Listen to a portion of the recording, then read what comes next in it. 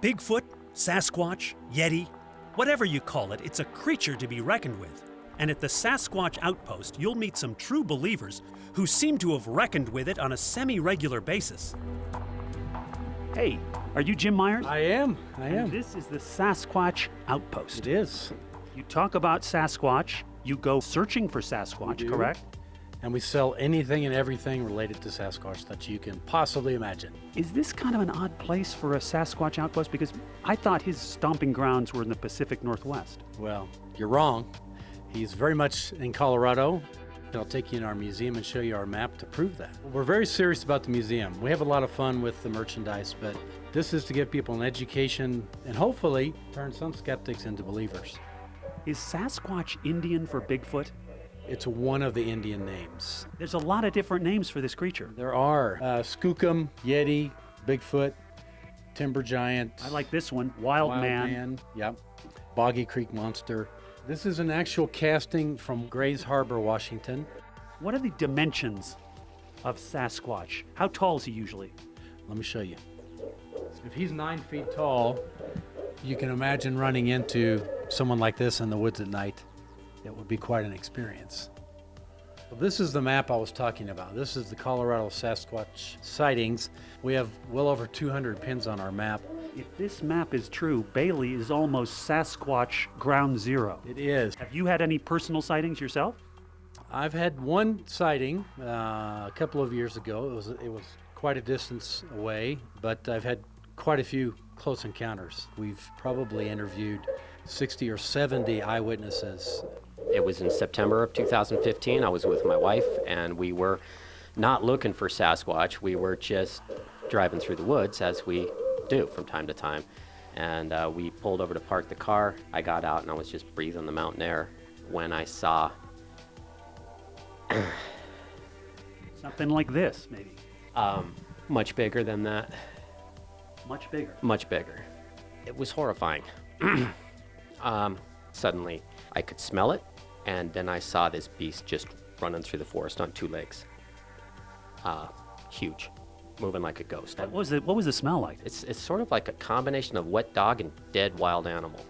Okay. Once the thing ran down the valley and I couldn't see it anymore, I made a couple of whooping sounds, and after a few attempts, it screamed at me, and that was the worst. What kind of sound did it make? You couldn't imitate it for us now? No. Would you like me to try? No. Nothing like that? Not even close. Okay.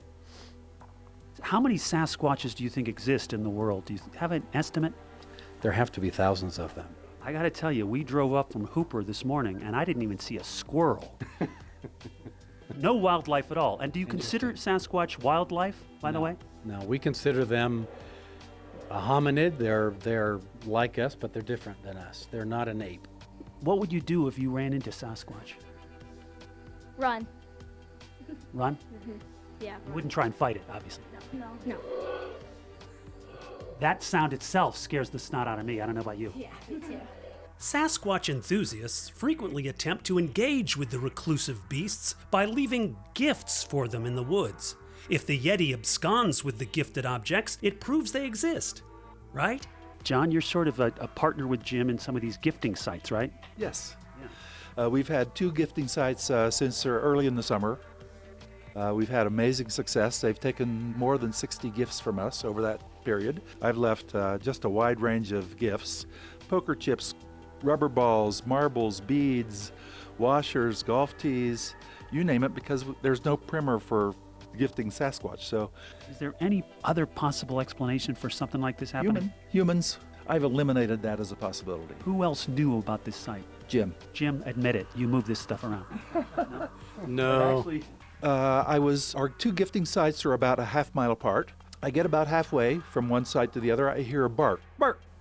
I look down the trail, and there's something that looks like a 6.5 foot tall, 4 foot wide burned tree stump standing in the trail. I go, what the heck is that? 1001, 1002, it glides into the bushes. That was not a hiker. Did you think gorilla for just a second? No, just a big, broad, black blob.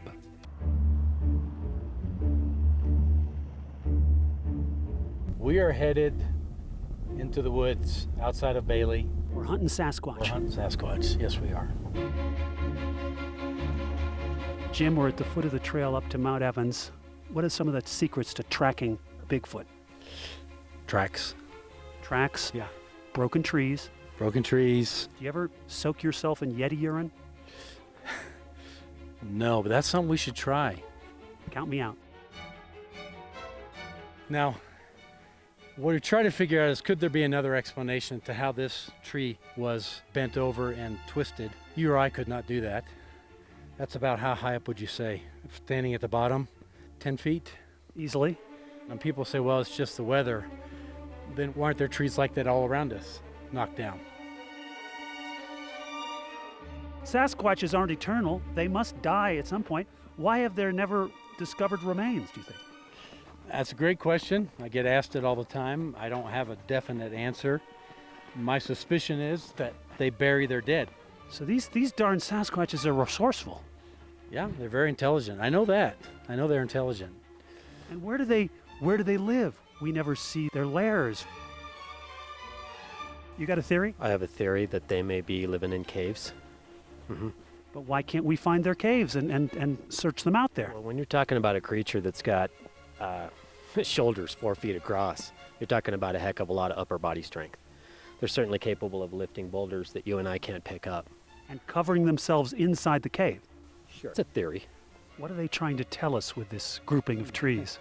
I don't know. It's more than likely, if it was a Sasquatch, and it may not be, that they do this between themselves. Are we anywhere near where your sighting took place? No. It's closed. You can't even get back there in a car. They got the roads closed this time of year. What are you hiding, Scott? Nothing. Nothing. No? This is where John had the sighting he told you about earlier. When I reenacted it with him and stood there, and he said, okay, now turn and walk in. Did you do the full reenactment in a full bodysuit, in the full I suit? did not, no. If you want to increase your chances of seeing a Sasquatch when you're in the woods, every once in a while look over your shoulder and check the trail behind you, because that's what they do, is they step out onto the trail and observe you and then step back into the woods real quick. So if you happen to turn around at the right moment, you might catch one. Scott, you got a real Clint Eastwood vibe right now. Why is that? Regrettably, we never found Sasquatch, but we did see some bear tracks and then encountered some Rocky Mountain sheep on the drive back to town. Jim, if somebody wants to join you at the Sasquatch Outpost, where do they go? Main Street in Bailey, Colorado. Scott, you're creeping me out. You told me to stand here.